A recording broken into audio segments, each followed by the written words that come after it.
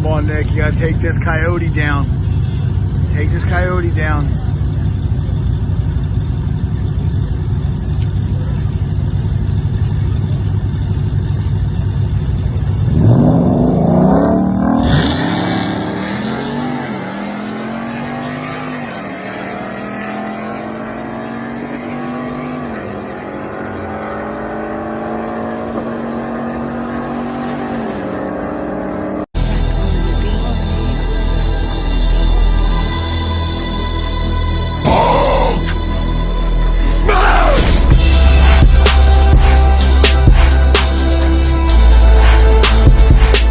Alright guys, what is going on? In today's video, we're going to talk about how to get your Ram 1500 faster than the newer Mustang GTs.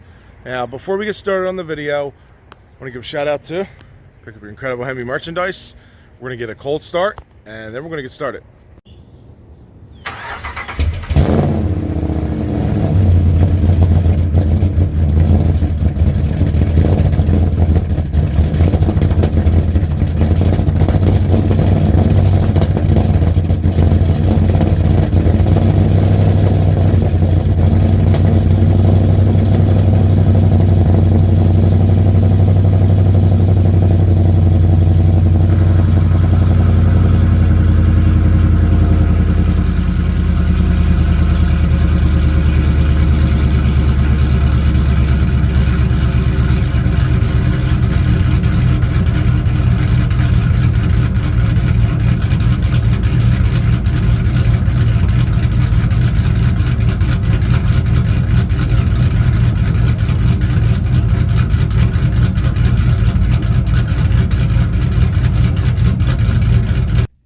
Alright guys, now today's video is actually supposed to be a racing video. Now I don't know if you could tell by the footage, but it's raining out. Now all day today it poured, it monsooned really bad here. We probably got like 3 to 4 inches of rain. It was absolutely terrible. And obviously the racetrack could not get to the racetrack. So I knew this rain was coming, so I don't have the truck prepped to go to the racetrack. I would have had that done on Thursday, and we would have went to the racetrack on Friday, and you guys are going to be seeing this video on Saturday. So, yeah, we didn't get a chance to hit the racetrack up, so I wanted to throw this video actually in the middle of the week. Something came up. I could not get any videos out in the middle of the week. I know I'm going a little bit further than I like to put up videos for you guys, but, you know, the schedule's really tight. It's really hot out, and work's just crazy busy, so we got a lot of things going on. So when I do get some time, try and get all the videos out for you guys. Now, yes, the video is, you know, how to make your Ram 1500 faster than the newer Mustang GTs. Now, when I mean newer, I mean like S550. The 18 pluses are a little bit faster. They are much harder to beat, and especially if they have the 10-speed in them, it's not going to be easy, but it can be done. And I'm going to go through everything you need to do it. It's, you know, not that hard, but it's not that easy at the same time. All right, now the first thing you kind of want to do, like I also want to say I've raced my fair share of newer Mustangs. I race a lot of manual ones. A lot of the Mustang guys still love the manual more than anything. And they are, you know, you got a better chance of beating the manuals than the autos, obviously. And this is all drag strip times. From a roll, it's going to be harder. They're going to out mile an hour you more. But from a dig, in the Rams, we have more bottom end. And if you have the right setup, you can beat them. You can even beat them from a roll. I've beat a bunch of them from the roll, but we're going to talk about quarter mile and drag strip times and stuff like that, and that's what we're going to base this video off of. All right. Now, to start off, the first thing you're going to want to do to actually be able to beat one of these things is you got to start modifying big time. Now, the basic modifications are, you know, cold air intake, tune, exhaust, stuff like that. Yeah, you're going to want all that, but you're going to want also long tube headers. You want to go catless. You're going to need a trans tune, and this is more of the 8 speeds and the 6 speeds to beat these vehicles. They're very fast, especially if you're talking the 18 pluses. We're going to get into that in a minute, but this is just the S550 in general, which is like the 2015. The reason I bring this up, I got a lot of Mustang friends. I hang out with a lot of Mustang guys, and I'm a Ram channel. I'm a Hemi enthusiast. I'm a Ram enthusiast. I love the Mopar community. I won't be trading it up for anybody, but you know what I mean? When I go to the racetrack a lot, I surprise a lot of guys. And I've surprised a lot even before the newer setup that I just got done this year, even last year, even when I was full bolt-ons. So what's going to start? You're going to need long tube headers. That is a must. You're going to need custom tune. I recommend Jay Greene. Obviously, Jay Greene's the man you want to go to for your custom tuning. To me, he's the best there is. I've had Hemi Fever tuning. I've had him. I still choose Jay. I think he's better. I think he's overall better. Everything about it is just better customer service, better tuning, everything. So I recommend hitting out Greene Racing if you have a Ram for your tuning. He also does custom cams. I have a cam in this, but we're going to go through the bolt-ons, then the cams, and then what else you're going to need to be able to even compete. All right. So you want to go full bolt-ons. That includes long tube headers, thermostat, you know what I mean, exhaust, intake, all the goodies. And so then, you know, only one Ram has really actually went 11s full bolt-on, and that is Kyle Tingle, owner of Guage Performance. He's the man you want to hit up, actually, if you want all the performance parts for your Ram 1500. He even does it for Challengers, Chargers, all that. So hit up Guage Performance for your performance for your Hemi.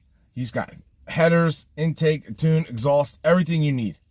So you're going to number one, you're going to go full bolt-on. That is the number one thing you're going to want to do. And you're going to need some weight reduction because these trucks, my truck stocks, it's at like 5,400 pounds, obviously. But you can get them down into the 4s. You can take out the seats. You can take out everything, the tailgate, the spare. The Mustangs, they can't take out that much weight. They'll probably lose 150, maybe, 150 pounds at most.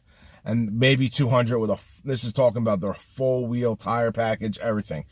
Rams, you take out all this heavy interior, tailgate, spare, and wheels and tires, you're talking 500 plus pounds easily because our wheels tires are much heavier than theirs.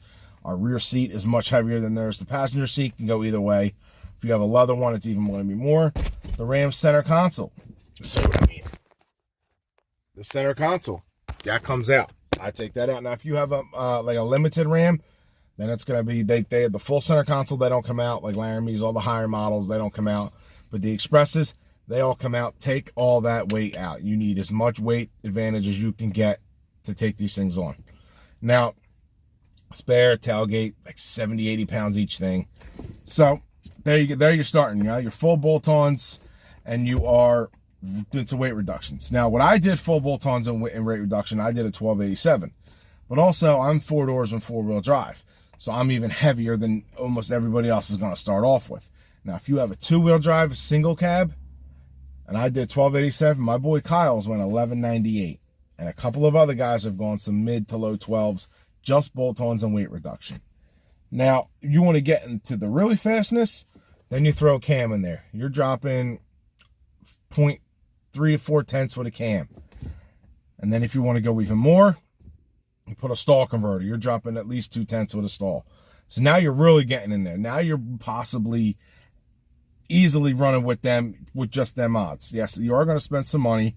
Obviously, they're stock, but you're also trying to compete with a sports car compared to a vehicle that's not made for racing. I mean, yeah, maybe the single cab RTs are maybe not made for pure racing, but they are made more than just towing. They're not made, the Ram RTs and stuff are not made to tow. That's why they come with the bigger gears, and they're not recommended for towing. They have a lower towing capacity than the regular cab Expresses and stuff like that. So we're going to go full bolt-on. Then you want a cam. Then you want a stall. Now, if you want to go all-out craziness to be able to whoop these things' ass, like I can take them out pretty good right now with my modifications and even at my weight, you want full bolt-on, cam, stall. I got ported heads on mine now. Now, the manifold, that's a new thing that's coming out. And Guage Performance actually are the first really ones to test it, and they came out. The 6.4 truck manifold off of the 6.4 Hemi trucks, the 2500s, are like torque monsters and horsepower monsters compared to the 5.7s. Now, you can get your 5.7 ported and put out more power, but it's better to, I had mine ported and I sold it, and I went with the 6.4 manifold. And I also upgraded my throttle body. That's another thing. So I actually just got the Hellcat throttle body in, and I ported the inlet of my my manifold to make up the difference of size of the giant Hellcat throttle body to push in more air.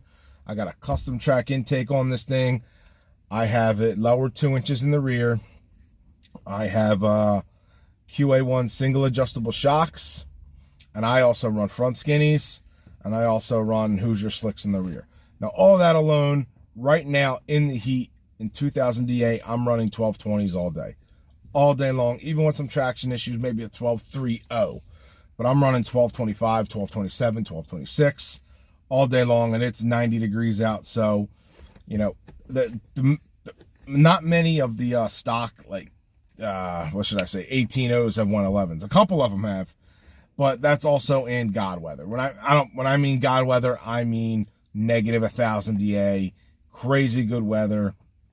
Usually running them on drag radials. So they're also, you know, when I, like, put it this way, when I get to that really good weather, I'm going to be running, I think this truck's going to do an 11.7, 11.8. I don't know what it's going to pick up with the new Hellcat throttle body. I haven't tested it out yet. That was the idea of going today. But I think we're going to do a definite 11.7, a definitely 11.8, possibly get 11.7 and beat the NA 4-door record. That's what we're going for this year. And then obviously, if you're new to the channel, you know, if you're new to the channel, we have a Whipple supercharger coming.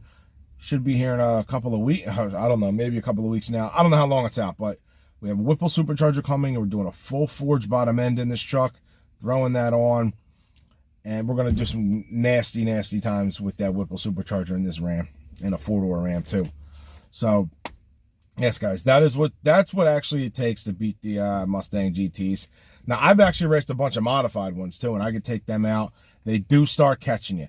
Like, if you get, most of the time, 90%, 95% of the time, I usually take one off the line, and I pull them off to about the 8th, and if they're stock or stick shift, I'm going to hold them off the whole way. They may gain 1 mile an hour, but if they're heavily modified, they're going to start pulling on you. It happens, you know what I mean? And I trap pretty good.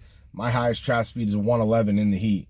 So Rams, you know, the aerodynamics, the weight, we're not going to trap what these things are trapping.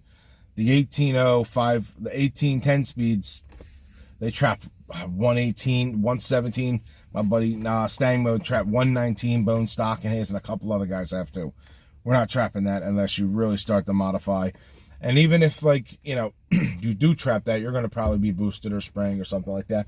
But you don't need to always trap that high. As long as you get out off the line, worry about, in the Rams, it's all about acceleration, all about gearing, all about getting off the line and holding them off as much as you can until that happens. Like, if you're a roll racer or a street racer, then yeah, you want as much, you know, mile an hour as you can.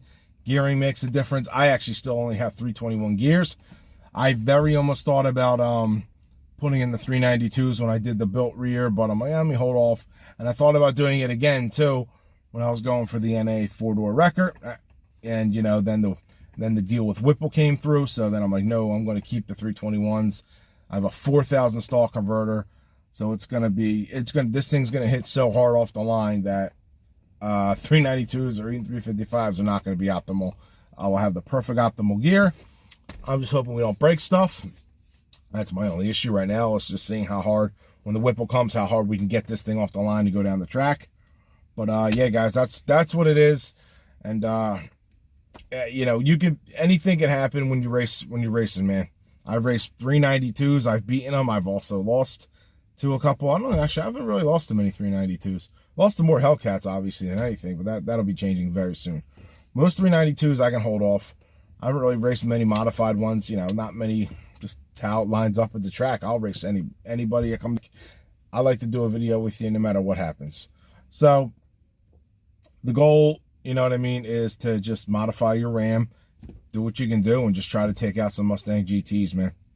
And that's what I got for you guys, man. Just if you pay attention to what I said in the video, listen to everything, and learn your track prep and stuff like that, you can beat them. All right, guys, I'll talk to you on the next one. Peace.